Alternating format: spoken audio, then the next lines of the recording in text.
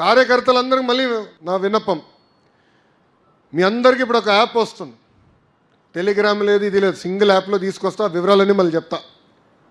దాని ద్వారా మీరు చేస్తున్న పనులు మాకు తెలిసిపోతాయి, డోర్ టు డోర్ అన్నీ.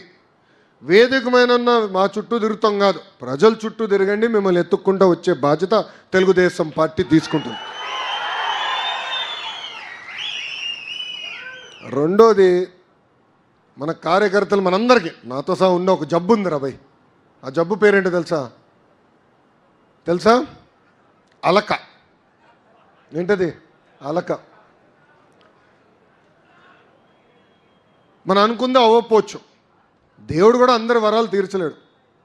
మనం అలుగుతాం, వెళ్ళి ఇంట్లో పడుకుంటాం. ఎట్లా రాబాయ్ ఇది? నేను మన ఆవిర్భావ దినోత్సవం చెప్పా, జగన్ గారితో ఎంత పోరాడామో 3 రెట్లు ఎక్కువ తెలుగుదేశం పార్టీలో నేను పోరాడా. ఒక జాతీయ ప్రధాన కార్యదర్శిగా, పాలిట్ బ్యూరో సభ్యుడిగా సంస్కరణల గురించి, పార్టీలో మార్పులు తీసుకొచ్చినాక అహర్నిశలు పోరాడా. నేను నమ్ముకున్న దానికోసం వదిలిపెట్టాను. 10 మందితో మాడతా, 20 మందితో మాడతా, చర్చిస్తా, బాబుగారిని ఎట్లా ఒప్పించాలి రాబోయే అని మేము అందరం మాడుకుంటాం, వదిలిపెట్టాం. అది మనం చేయాలి. మండల పార్టీ అధ్యక్షులు ఉన్నారు, క్లస్టర్ యూనిట్ బూతులు ఉన్నారు, చర్చిద్దాం, మాడదాం. మనకి జిల్లా పార్టీ అధ్యక్షులు ఉన్నారు, పార్లమెంట్ పార్టీ అధ్యక్షులు ఉన్నారు, జోనల్ కోఆర్డినేటర్ ఉన్నారు, ఇన్ఛార్జ్ మంత్రి ఉన్నారు. అందరం మీకోసం పనిచేసాం ఉన్నాం. ఇన్ఛార్జ్ మంత్రి గారు ఇంకా రావాల్సిన అవసరం ఉంది ఎక్కువ. ప్రతి నెలకు ఒకసారి రావాలి. నేను భరత్ కూడా క్లియర్గా చెప్తాను, వస్తారు, కూర్చుంటారు. నేను ఎట్లయితే మిమ్మల్ని కలుస్తున్నానో అదేవిధంగా ఆయన కలుస్తాడు. మీ సమస్యలు తీర్చే బాధ్యత కూడా ఆయన తీసుకుంటాడు.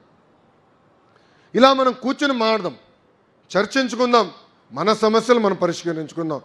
అంతేగాని అలక ఉండదు. ఎవరైనా అలిగారంటే నేను కర్ర పట్టుకుని ఇంటికి వస్తారా బాయ్?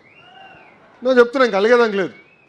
ఎందుకంటే 5 సంవత్సరాలు నరకం అనుభవించాం, అది మర్చిపోదండి. అడుగడుగున అవమానించారు, కేసులు పెట్టారు, వెంటాడారు, మన కార్యకర్తలను చంపారు. అది మనం మర్చిపోకూడదు.